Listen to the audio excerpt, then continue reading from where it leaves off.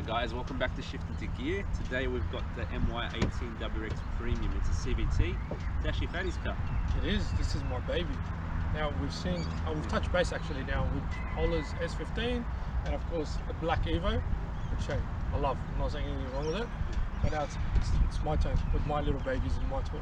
We're actually going to do a quick review of it. So not only are we showing you the car, we just want to give you guys a bit of understanding of how this car drives. Our overall thoughts about it, and yeah, Fatty's owned it for a couple of years now, so he can give us a bit of insight on that too. It is a daily car for him, so your wife's driving it too, isn't she? She does. This is what she uses every day around town, and of course anything like little chores that she has to do. Really, we do take it for long drives as well, just now and then when we get out of the city. But overall, it's an everyday car. Yeah. That's what it is. 3 young boys as well. Yeah. But how many baby seats? 3 now. Three baby seats. Yeah. 3 baby seats. Okay. It fits it. Yes. Oh wow. Okay. Maybe not too comfortably, but it does do the job. And I did actually notice, I'm going to roast Fatty a bit here. There's a bit of a gutter gash on the wheel here. Who did that?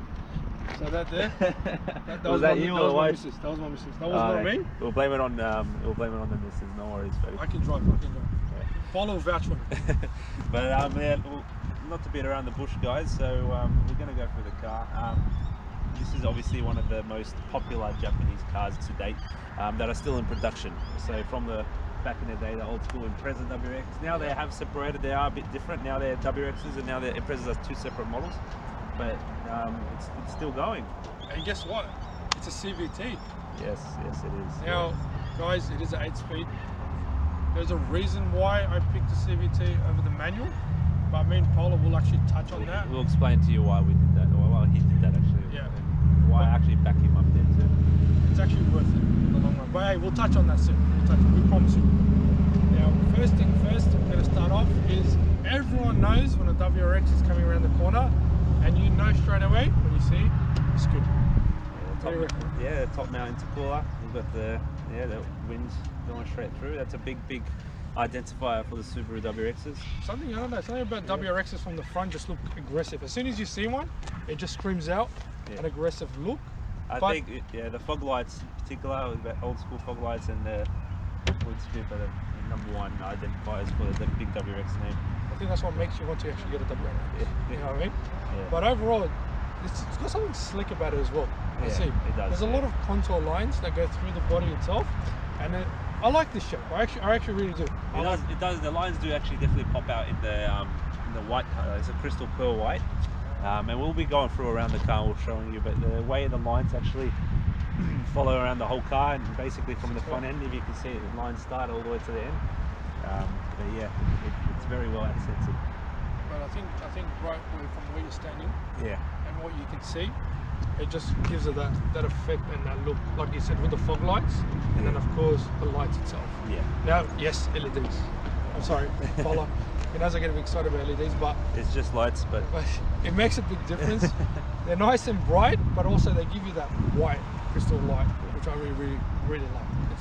But yeah, well, we're going through the car, guys, and so yeah, shift into gear. We're getting into it. We've also don't forget to subscribe. Oh yes, subscribe and like to our channel, please.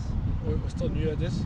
Yes. So we're going to make a bit of mistakes as we go, but we're going to get there. We'll go through a few things before we end the video anyway, guys. But we're going to get straight into it.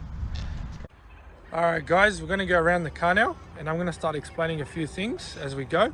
Now, as soon as you come around to the side of the vehicle, what you see straight away is just those lines that we were talking about, me and Paula, at the beginning of the video. There's contour lines. So Paula, if you don't mind, just point them out. Basically just across the whole, it meets at the tip of the headlight here. You can see it comes through here. And then you've got like 2 lines that come around here too. Which, you know what? It stands out quite well, especially in being in the crystal white. It's very nice. And remember guys, this is a metallic as well. When the sun's actually out, you actually do see it sparkle. We do have this little bit here. Now, I actually don't think it's functional. I don't think so. I don't think it's not. it's just part of the body kit. It does look cool, but yeah, it wouldn't matter if it was functional. It would actually be better if it was. Like I see, it's also got the side camera here. Yeah. And I've also noticed there's no gutter gash on these wheels. Oh, nice. Thanks. Alright guys, I'm just going to go through a few little aspects of the Wrx. Now, being the MY18, this did get a facelift. It did get an upgraded front grille. and you can see the front camera there as well. You've got the nice angel eyes, the daytime LEDs, the roofs, the hood scoop as well there. The 18-inch wheels there, and they do have the red brake calipers. Now, one thing me and Fatty wanted to actually mention, if you want to show these guys now. Oh, yeah, this is actually my favorite thing. Red calipers at the front. Red calipers at the front, yeah. Oh, Brembo, right? Yeah. And then of course at the back they put the silver. Now, I don't know, it actually surprises me in Polo massively. Why would you do that? But it actually gets a bit more funny than that. Oh, do you want to tell them? Yeah, now with the manual, if you go for a manual option, not only do you get the front red calipers, you also get the back red calipers. I think it was to save costs, maybe. That's what we're thinking. We can't actually put our finger on why they've done something so silly, because it just does not make sense. Why would you paint the red front, but leave the back silver? But on the manual, you give them, you know, Doesn't make sense. it does not make sense. But yeah, that's a quick tip. So if you see a car on the road and it's got red front and rear, most likely it is a manual. But if you see it's just got the red, it's an automatic. Now, we are talking about the Japanese-made cars. So if you are watching from the States or in America, maybe you guys have the different production line, maybe it's a bit different and they do something a bit more logical. I think so, maybe.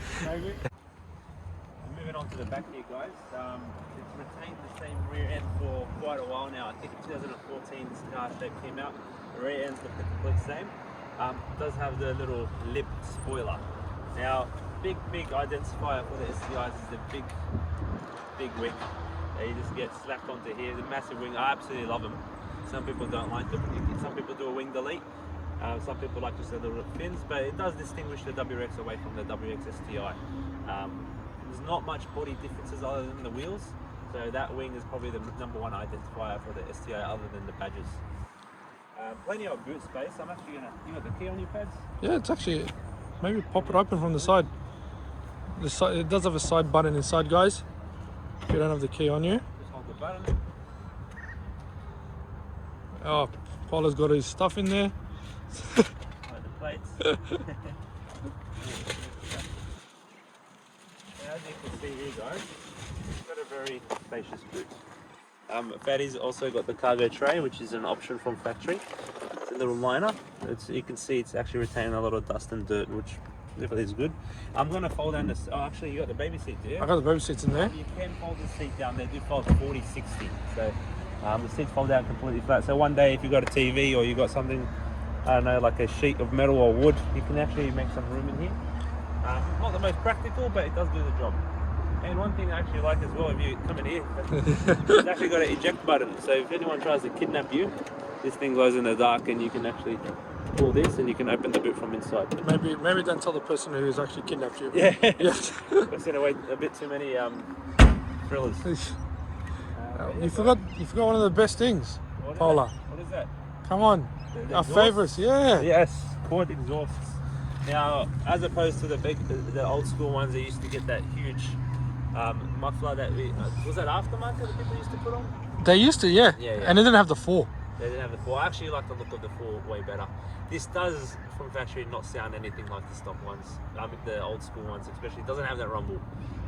The STI does though. It does. So, you know, a lot of people do exhaust upgrades, which is not too costly as well. For $1,000 or just a bit over, you can make that car sound just like you want it to. But yeah, it looks amazing. I like the whole kind of diffuser and the look they've got over here. And yeah, one thing to note as well with Subarus, they don't actually badge the premium and the standard differently. So from the exterior, you won't actually be able to tell whether it's premium or standard. But it's a great looking car overall.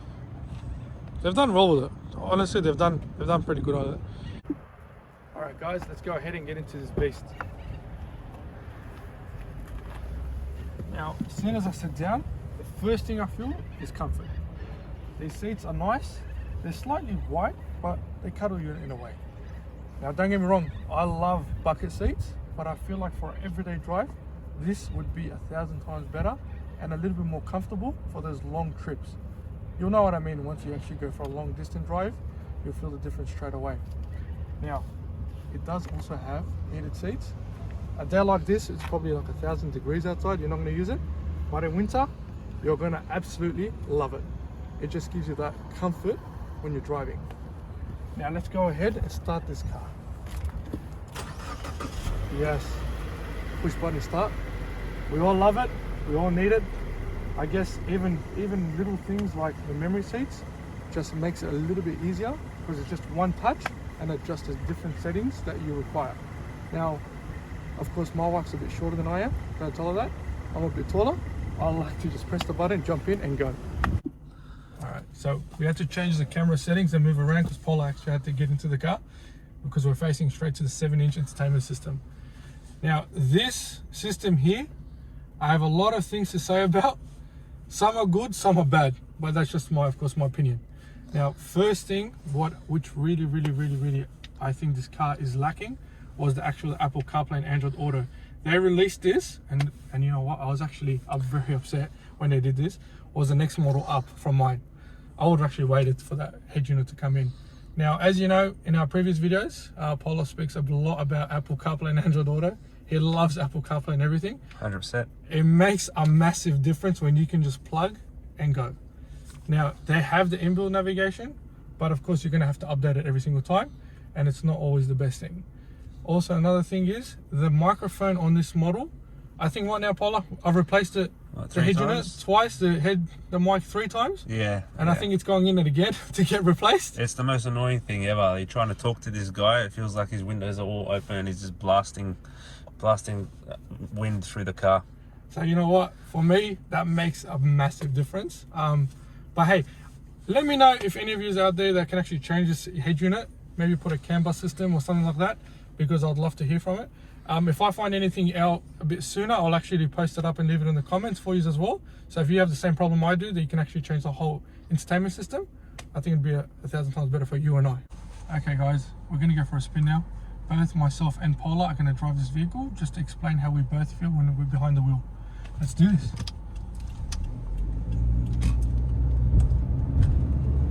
Okay, so the reason why I actually went for the premium model and not the standard model, because there's actually 2 variants in Australia. We've got the base model and we've got the premium model. First thing first is the sunroof. You can see, which a lot of people, it's a must. For myself, it was. I actually like to actually see some light come through the cabin space. It just gives it a different feel when you're driving. Now also you'll see the leather seats, just comfort wise. And then of course, little stuff which I actually like is the memory seats, the heated seats. And of course, one best thing, and I think Paula will agree with this, is the Harman and Kardon sound system. Yes, you need that. The 8 speakers, it's got 8 all around, and you've got a 10-inch sub in the parcel tray. It does have a subwoofer. Yeah, it does. It does. Sounds pretty nice. Look, it's not going to blow your ears off, guys, but it's very nice and crisp. Because it gives you that clear sound. So not too much bass, but a lot of clear sound that comes through the cabin space. Now, for me as well, little things was like the curbside camera, so you don't gutter your rims. I know on the right hand side you might have a little bit of a scratch. Paula's loving that. And you do have a front view camera also. I don't know if you guys can see that. Does that come up? Yeah, it does actually. Oh, perfect. So you can actually see that. You can activate it while driving, but it will disconnect after I think a few seconds. Yeah. Which then goes back to the boost gauge, which I think we all like. Yeah. All right, so now a bit about the drive. Behind the wheel, you feel somewhat like you own the road, like a boss itself. Yeah, I get what you mean. This car definitely has a bit of a reputation, if you could say. That's right, it does. Yeah, it does. A lot of people actually do see this car different. It's, look, for the price of what it is, it's not like it's a exotic car in any sense. But it looks exotic. It feels exotic. It doesn't feel cheap. It does not feel cheap. No, it, in the sense that you feel like you're in a, as you said, a boss of a car. Like you feel like you can, compared to the other cars on the road, you're a little bit superior. Like little things like the red stitching that goes across. Yeah. You know what I mean? Like you were mentioning, I think before, Paulo, you talked about soft touch. touch. It's very nice. It's very easy. The carbon fiber is actually one of my nice favorites. carbon fiber accents as well. It's very well done. It doesn't feel cheap, to say the least. Look, it does look a bit dated, I'll be honest. Yeah, it could do a bit of an upgrade, but hopefully sometime soon. I think Subaru might be releasing a new shape soon. Now, we've come to a set of lights, so I might as well just explain a little bit more about the car. You will notice as well, around the vehicle itself, little things around it is that you see it's got full automatic windows, which just makes it a bit easier to... Yeah, so one touch open, one touch close. I know, because I hate sitting there for hours trying to close and open every single window. Yeah. Go the light screen if you want to go, mate. Let's do this. Now, no, you don't hear a lot of noise in the cabin. No, I don't know if you guys can tell, but there's not much noise coming out from the engine bay, is there? No, like the older models, you would hear it all already. You don't even know you're in a sports car. No. For an everyday car, it feels good. Yeah, it feels just like any family car.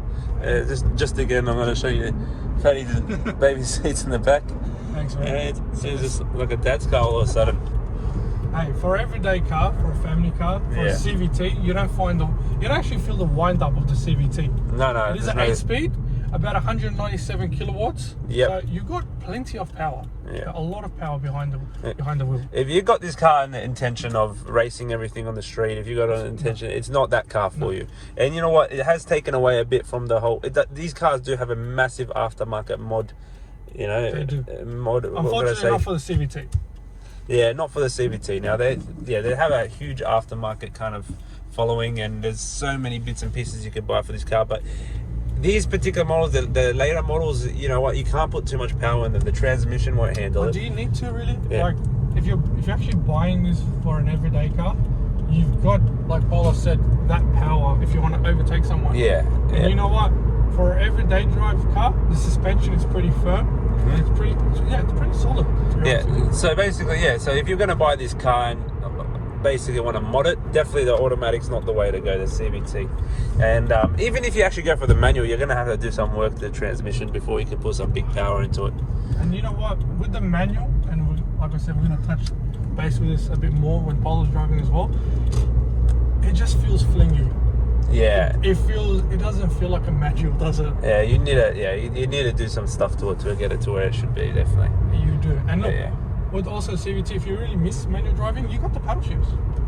You know what? Look, Fatty, I'll be honest, it's nothing like driving a manual. It's like, you know what? I thought I'd throw it out. If you really miss manual that much, you can always put it to paddle shift. Yeah. Being an 8-speed automatic, you're going to feel that every thrust when you're actually putting down. So when you accelerate, you actually feel it take off. Yeah, I'm actually, it pulls you back. It does pull you back, yes. It does, definitely does. Yeah, for me, these are the reasons why I picked the CVT. Okay, overall with the premium model as well. Nothing wrong with going the base if you like the cloth seats and the small little finishes, but hey, if you like the luxury, I don't think there's any point to go for the basic WRX, to be honest, but that's just my opinion. Yeah. Some people out there do want to go for the standard, and you know what, that's all good for them. Yeah. But if you love the luxury feel, that luxury look, and the drive, I recommend going the CVT in the premium, because it just feels amazing. It honestly does. Well, thanks for the insight, Fads. What I'm going to do now is actually, I want to swap over with you, Paula, because I want to get your opinion on how this car actually drives. For me, it's an everyday car that I use. Yeah. I love it. So I want to see what you think of it. I want you to take the wheel and let me know what you think. I will. Thanks, mate. Alright guys, let's get inside the car. Now first thing guys you notice is the seats. Now they are a bit firm, I've got to admit. They give you a bit of a cuddle, but in the same way it is very comfortable. As opposed to a full-on bucket seat, I'd actually prefer this for a daily drive for sure. There's long distances, I couldn't imagine being in a bucket seat the whole time. Sit pretty well, steering wheel's really firm as well, feels nice and comfortable. I could definitely drive this car for a daily. Alright guys, now it's absolutely great getting Fatty's opinion on the car after owning it for 2 years. Obviously he's had a lot more experience in the car, but what does this car feel like for someone that's just jumping in it or going for a quick test drive? How are they going to basically experience the car as opposed to having it for 2 years? I have driven these cars a lot, but I haven't driven it in a while, so it's going to be kind of like a new fresh feeling for me too, and I'll kind of explain that to you as I go. Being the automatic, guys, we'll take it out for a spin, but this does, thing to note as well, this does have an electric handbrake as opposed to the manual. The 6-speed manual actually has a normal handbrake, and what it misses is actually misses the eyesight system. Now the eyesight's all the adaptive cruise, the lane assist, the emergency braking that the Subaru have. I absolutely love it, and I just think, why not? Why not? Why wouldn't you want to go for all the new features? Why wouldn't you want to go for the safety? And why wouldn't you want to go for the electric handbrake? But yeah, let's go for a quick drive and kind of see how it feels. Now, the exhaust note, quick thing to know, I've got the windows open on Thaddy's side, and you know what? You can't hear the exhaust, to be honest. It is a very quiet car as opposed to the old school cars. They're not what they used to be. The best way to explain this car, in my opinion, we've got a dump truck in front of me.